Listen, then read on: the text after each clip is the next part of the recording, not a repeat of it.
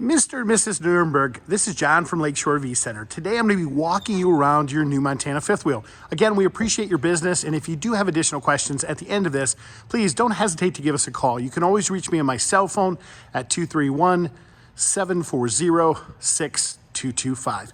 So where we're going to start here is in the very front, because you got to make sure you turn on your battery disconnect.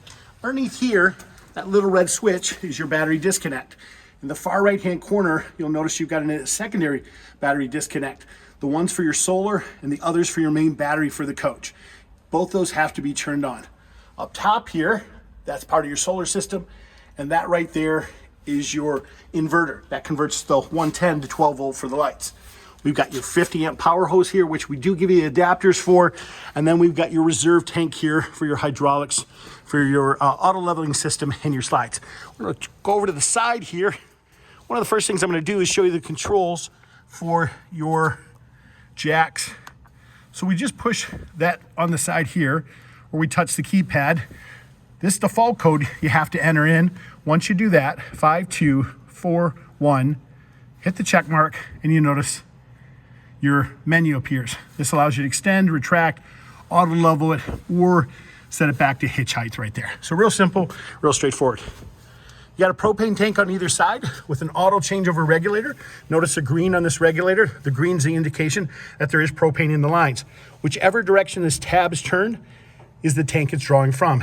Righty-tighty shuts off the tank. Lefty-loosey opens up the tank. You have two 30-pound tanks on either side. Right here, you've got motion sensor lights. That's what you saw just came on.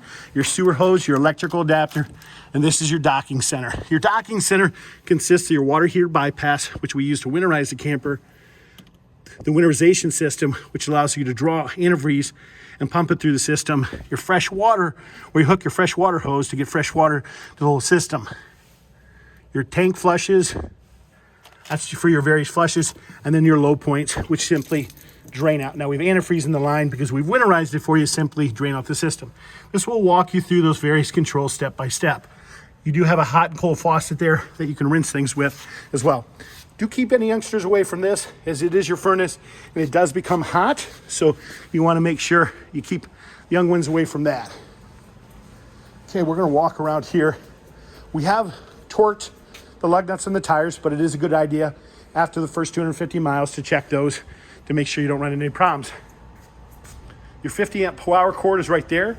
There we go, our motion sensor lights again. We have amazing storage on this camper. And back here, we've got our valves for our discharge of our waste in gray. And that, of course, is where it all discharges from. No different than any other camper you've owned. And your hot water heater back here, we've winterized your camper. So what you'll notice is the anode rod has been pulled, and that's just simply because we've winterized it. 7/8 inch socket, we'll put that back in, but with the cold temperatures we've had, of course, we didn't want to leave that in or any water in your tanks. Your rear hitch accessory there, backup camera if you wish to mount one there as well. Let's walk you around the outside here real quick, then we'll go to the inside.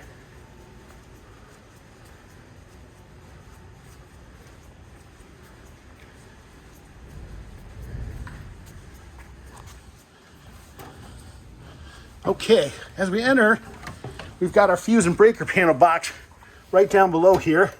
Our fuses are 12 volt, our breakers are 110, and everything's marked and labeled for you. This is our main control center. This is the heart and soul of the camper.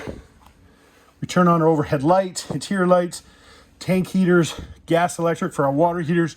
So it allows us to slide out our awnings, retract our awnings. This tells us the levels of our various tanks, just to make sure everything's empty there.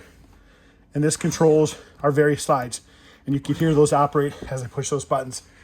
This is the regulator system for your solar panel. It shows we are charging currently right now. When the overhead switches are on, these will all illuminate.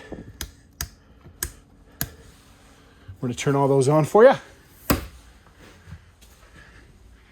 If there's not switches on the wall for your lights, there'll be a switch in the center of the light itself.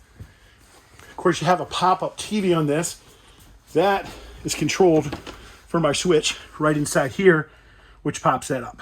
That blue light is your amplifier. Okay, To operate our fireplace, real straightforward. Power button. We can adjust the timer, various colors, temperature settings, all through here. Let's go over to your thermostat. We're going to show you how those operate. They're universal throughout the camper. So all we do with our thermostat to power those on, we're going to push this bottom button multiple times. This actually, let's see, cool air, that kicks our air conditioning on first. Desired temperature with the up and down arrow keys. You just heard the air conditioning kick on. We want our furnace. We're going to push that again a couple more times, cycle through that. There we go. There's our heat.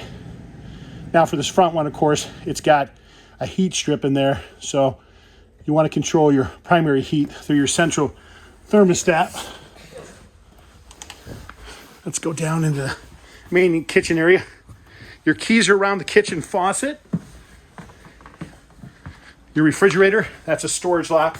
You just have to remove that storage lock and the controls are right inside the refrigerator.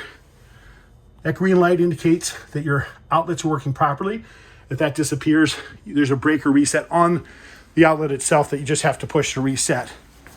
When you go to turn your stove on, what you're going to do is turn this to flame control and push this in. The spark igniter will spark and then it will light for you. If it doesn't light right away, that's okay. Very normal. Simply means there's air in the line that you want to bleed out, okay? You do have power strips hidden behind here. These strips will pop right up for you.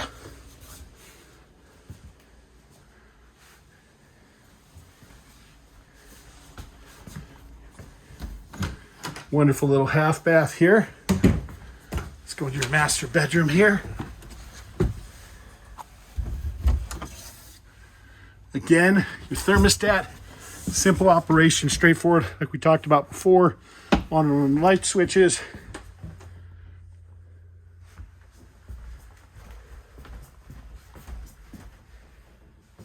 Foot flush for your toilet.